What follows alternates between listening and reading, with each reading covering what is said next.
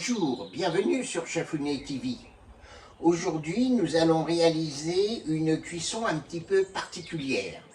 Il y avait longtemps que j'avais envie de vous proposer cette cuisson. Nous allons associer deux modes de cuisson, le kamado et la basse température sous vide au thermoplongeur. Donc là, j'ai un magnifique paleron de bœuf de la maison Lascours, donc qui me sponsorise, voilà, je vais le dire, hein, et qui me propose donc un magnifique paleron de 3,5 kg, presque 4 kg, bœuf français, bien sûr. J'attache beaucoup d'importance au bœuf français. Alors, je ne voudrais pas être médisant vis-à-vis de certains de mes collègues influenceurs et autres cuisiniers qui ne jurent que par le bœuf argentin, de la vache du Nord, etc., de la Galice, etc. Nous avons donc assez de producteurs de viande française que d'aller à l'étranger avec le bilan carbone de ces viandes qui est désastreux. Hein. Donc voilà, très belle viande française, donc que je vais légèrement parer, je vais y appliquer un rub et je vais donc la fumer pendant environ 5-6 heures au kamado. Ensuite, je vais de nouveau la refroidir parce que pour la mettre sous vide, il faut que je la refroidisse. Et une fois qu'elle sera sous vide, je la cuirai, je finirai la cuisson au thermoplongeur à 80 degrés environ pendant une douzaine d'heures. Voilà, donc c'est une cuisson assez longue, hein. Il faut compter à peu près 24 heures pour le cycle complet, entre le fumage, le refroidissement et de nouveau la cuisson sous vide. Voilà, donc j'espère que ça va vous intéresser parce que je sais qu'il y a beaucoup de professionnels qui utilisent ces méthodes. Alors, parfois on peut fumer avant, d'autres fois on peut fumer après. Bon, il est certain que le fumage accrochera mieux à cru que cuit. Mais bon, après, c'est une question de goût et puis d'organisation. On va légèrement huiler la viande. On l'étale.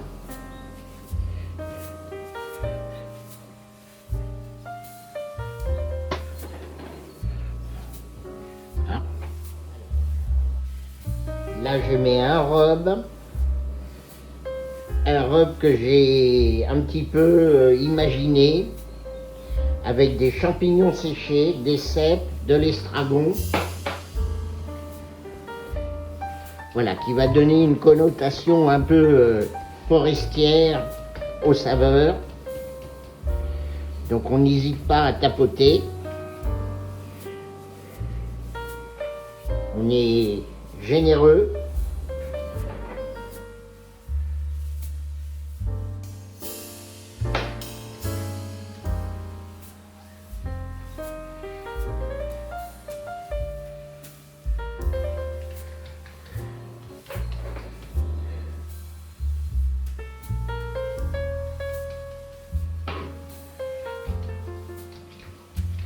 Voilà, donc là, maintenant, on va pouvoir commencer à fumer.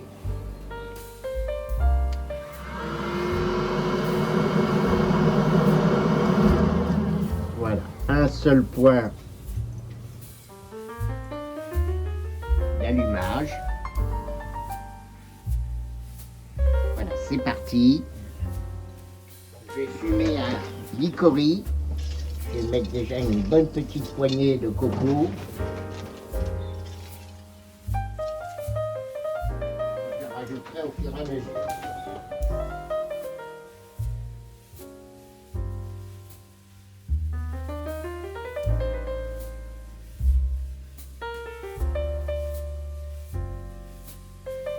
Voilà, donc je vais mettre un peu d'eau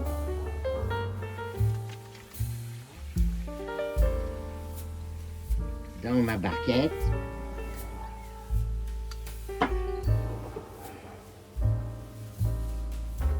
Pour amener un petit peu d'humidité pendant le fumage de la viande.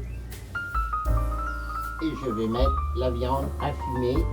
Alors, on va le mettre côté graisse en premier, comme cela.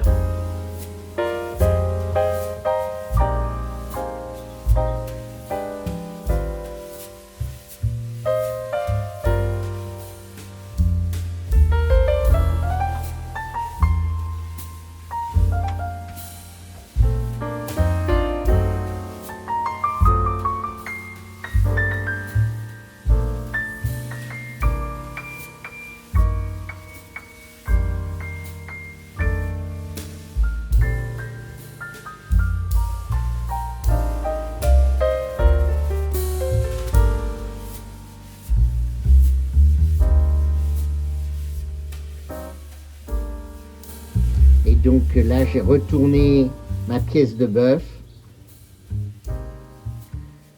On commence à voir la chaleur qui commence à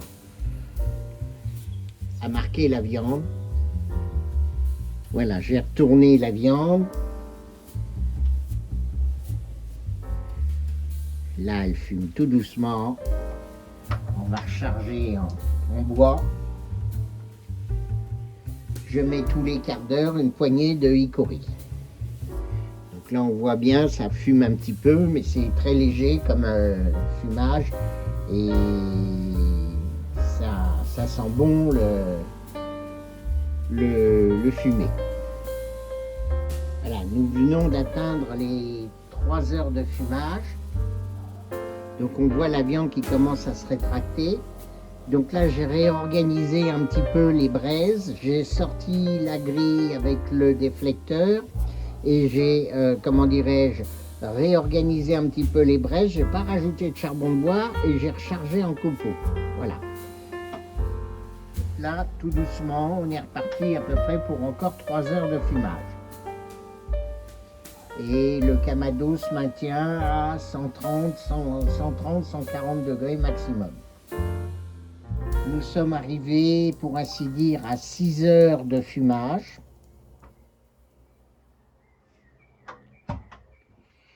Donc le Kamado, lui, est à 130, 140 degrés. Je viens de recharger un petit peu en copeaux. Je pense que je vais le laisser encore une bonne demi-heure. Là, je suis à un plateau. Je suis à 69 degrés à cœur, mais ça fait un petit moment que c'est bloqué à 69 degrés.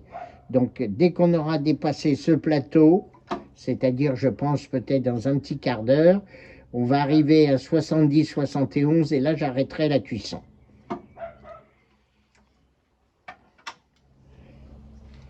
Voilà, donc nous sommes arrivés à 71 degrés à cœur. Donc le beau bébé,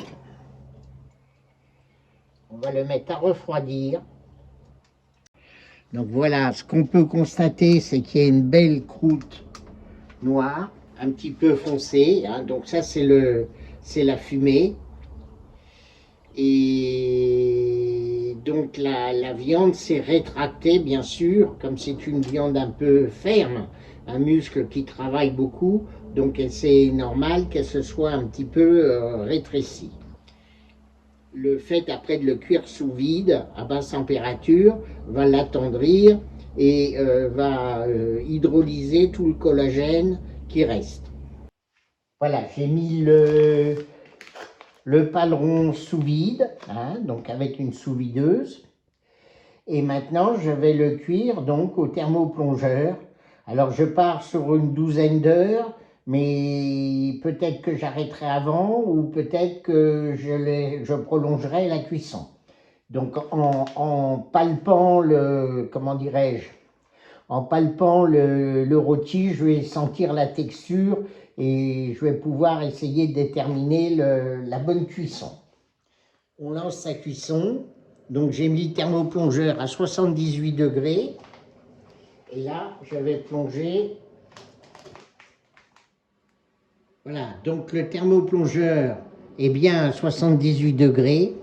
Ça fait déjà 10 minutes que la cuisson a commencé. Je vais donc mettre le couvercle. Alors important, hein, quand vous faites de la cuisson à basse température, surtout des températures 78, 80 degrés, de mettre un couvercle et s'il vous plaît, essayez d'isoler vos bacs.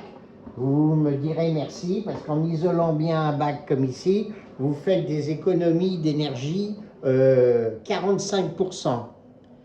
Donc vous gagnez 45%. Ici c'est une isolation en néoprène hein, qui est découpée la forme du bac. J'ai testé la consommation de courant sans protection et isolante et avec, et il y a un écart de 45% de consommation. Notre paleron a cuit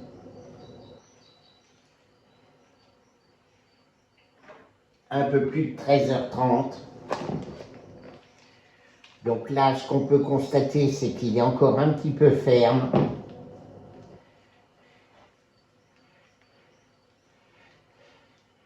Donc je pense qu'on va le laisser encore une petite heure. Ah oui. Voire même peut-être 2. Voilà, je le remets. C'est bien de vérifier de temps en temps comme ça, quand on a l'habitude avec la texture, on arrive à sentir quand même le degré de cuisson et comment dirais-je, si les chairs deviennent très souples, c'est que c'est cuit.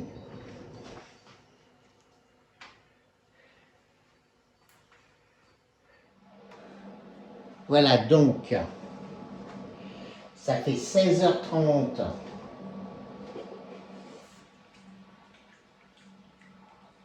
que mon paleron de bœuf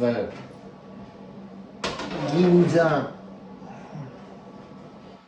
cuit à basse température. Donc je rappelle, il a cuit 6h30 en fumage. Donc là on voit j'appuie dessus, c'est souple, ça reste un petit peu creux et après ça revient. Donc là ça veut dire franchement que le collagène là commence à être bien dissous et hydrolysé. Donc là on va le laisser 5 minutes reposer. Alors, le repos pour une viande à basse température, c'est complètement inutile. Donc là, c'est juste pour qu'il soit un petit peu moins chaud, parce qu'étant donné qu'il est à 78 degrés, pour le trancher, je vais peut-être me brûler un petit peu. Donc j'ai récuit à côté des os à moelle. Donc je vais les laisser encore un petit peu. Et comment dirais-je, et je les retirerai dans une petite heure. Il faut compter à peu près à 80 degrés, un os à moelle, et il faut compter 1 heure. Mais là, comme ils étaient congelés, je les ai mis congelés dans le bain de cuisson, donc je vais mettre un petit peu plus de temps. Donc nous allons ouvrir la poche. Donc le jus qu'il y a dans la poche, on peut le conserver pour servir de base à une sauce.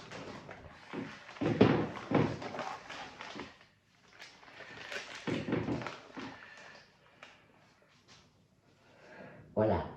Magnifique pièce qui sent bon le bœuf. Donc là, on voit que c'est bien cuit. Le nerf au centre est très moelleux, hydrolysé.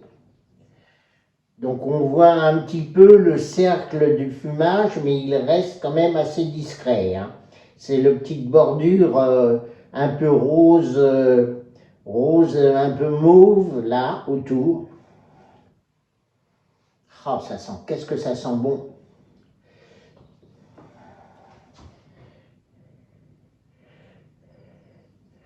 Donc, apparemment, c'est très tendre. Vous voyez, mon couteau, c'est comme dans du beurre. Alors, j'aurais pu prolonger encore un peu la cuisson.